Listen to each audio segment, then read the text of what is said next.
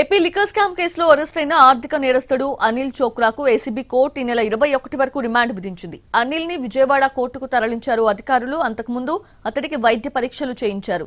AP liquor scam కేసులో A49 గా ఉన్నారు అనిల్ చోక్రా. అనిల్ చోక్రా క్రైమ్ రికార్డ్ చూసి పోలీసులే అవాక్కవుతున్నారు. అనిల్ చోక్రాపై ఈడీతో పాటు ఎకనామిక్ అఫెన్సింగ్ EOW కేసులు నమోదు చేశాయి. వందల సంఖ్యలో షెల్ కంపెనీలు ఏర్పాటు చేసి వాటి ద్వారా కోట్ల రూపాయలు మనీ లాండరింగ్ కి పాల్పడ్డాడు. గతంలో అనిల్ చోక్రాపై లుకౌట్ నోటీసులు కూడా జారీ అయ్యాయి. షెల్ కంపెనీల్లో అక్రమ లావాదేవీలను గుర్తించడానికి ముంబై పలుసార్లు దర్యాప్తు చేశారు అక్కడ పోలీసులు. 7 రాష్ట్రాల్లో అనిల్ చోక్రా కోసం సిట్ గాలించింది.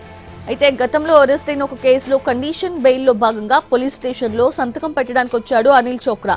దీంతో అతన్ని సిట్ అరెస్ట్ చేసింది. అనిల్ చోక్రా అరెస్టుతో కేసులో మరికొందరు కీలక వ్యక్తుల పేర్లు వెలుగులోకి వచ్చే అవకాశం ఉంది.